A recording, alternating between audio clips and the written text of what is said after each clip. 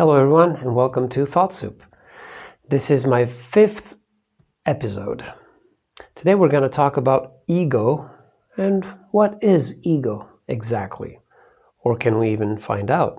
This is what we're going to try to do, and we're going to do it in 2 episodes. So we're going to do this first one and then we do a second one. Well, we'll go a little bit deeper and we'll keep it short and sweet like this. Otherwise it's going to be just a little bit too long. So what is ego? So one way to understand it is when we first meet somebody, we ask usually, hello, what's your name? What is your name? We want to know the name. The name will be the label we attach to this body that we're seeing in front of us. So the physical aspect of somebody is the initial impression that we have. Are they tall? Are they short? Are they muscular? Are they fat? Do they have greasy hair? Do they have any hair? Do they wear glasses, etc., etc.? Is it a man? Is it a woman? Is it a child? Is it an elderly person? Is it a young person? Is it an adult?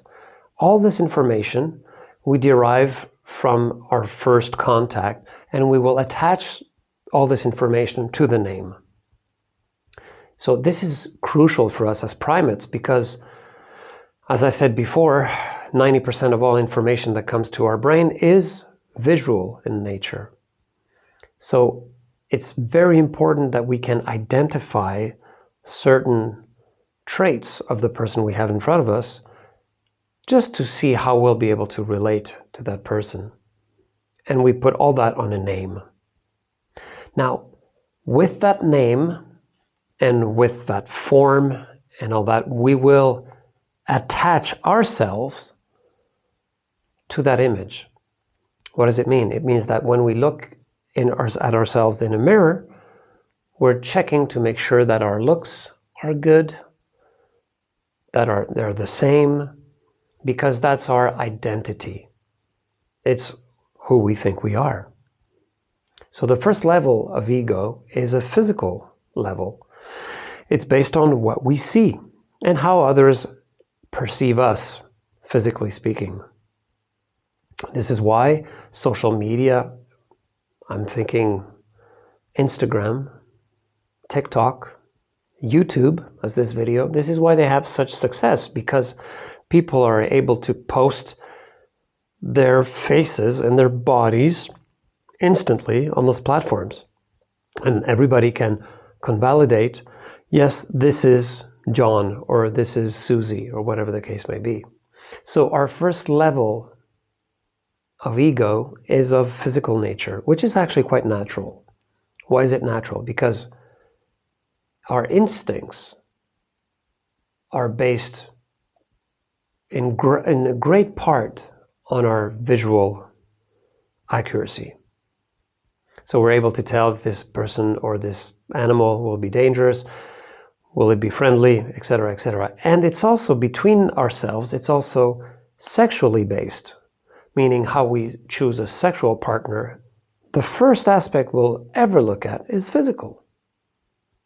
So we start having an idea about the person we're meeting based on their physicality.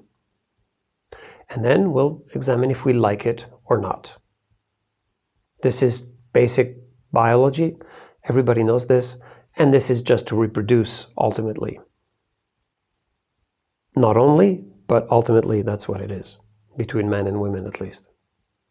So, our first construction of ego, our first identification is of a physical nature.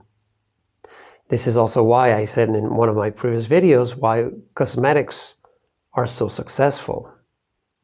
Cosmetic surgery.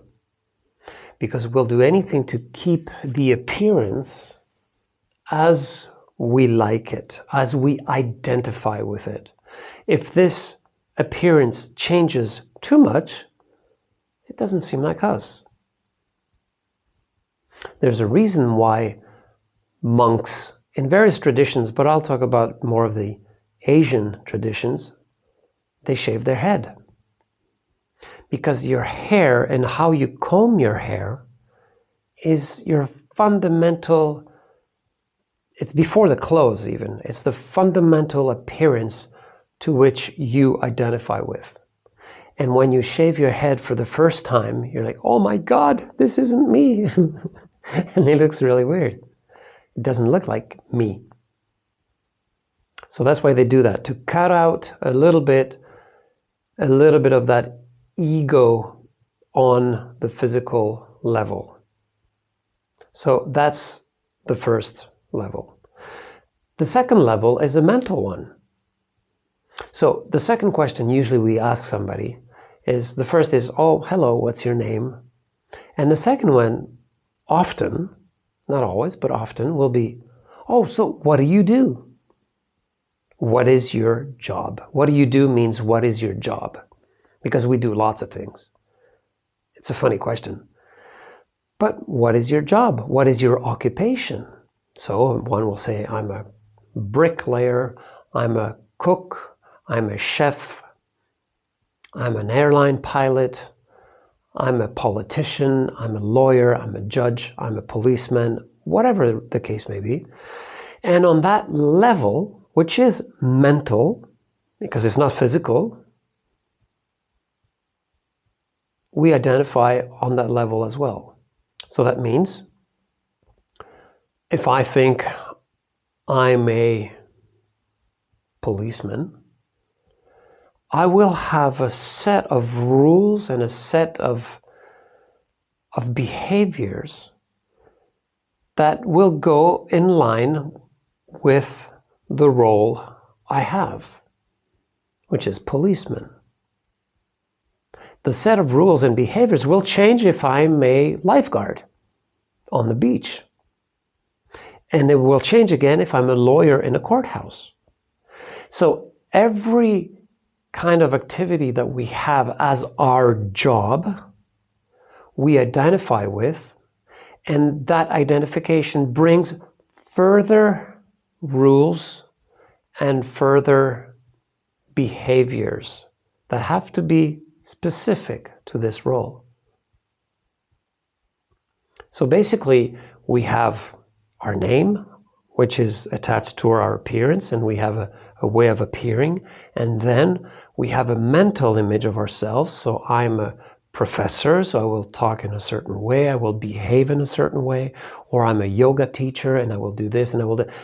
All those things are ego, meaning they're identification to an appearance and to a behavior based on the job we have. That's why when we're at a party, at the beginning, when we don't know everybody, or at a dinner, there's always a little bit of tension, isn't there? There's always a little bit of, oh, what are they thinking? What is he thinking about me? Or am I pleasant enough? Am I good looking enough? Do I smell good? Put perfume on. So that's the first levels of tensions, and those tensions are egoic tensions. It's these thoughts in our mind that keep recurring about, are we pleasing to other people, and what should I say, what should I do, and there's this whole tension. And to alleviate this, humans have always taken drugs. Always. Alcohol, very potent drug, legal, addictive, but the alcohol is the most common drug across the globe. And what does it do? It brings down the ego a little bit. It puts it asleep a little bit. So after a couple glasses of wine, or maybe a cocktail, everybody will start relaxing a little bit more. They'll be less worried about their appearance, about what other people are thinking about them, and they'll be a little bit more natural. And we love that. We love just having a good time. But the ego keeps us from doing it. So that's the reason why we've always done drugs. All kinds of drugs, from cigarettes to heroin and everything in between. It's to take a break from ourselves. Take a small vacation from ourselves Self meaning ego. We've all lived through this. A little glass of wine and everything's a little bit smoother, isn't it? It reduces the tension, that egoic tension. So that's all I'll say for today. And in part 2, I'm going to talk about how ego modifies our lives daily. So hope you enjoyed this first part, and I'll see you next week for part 2. Bye.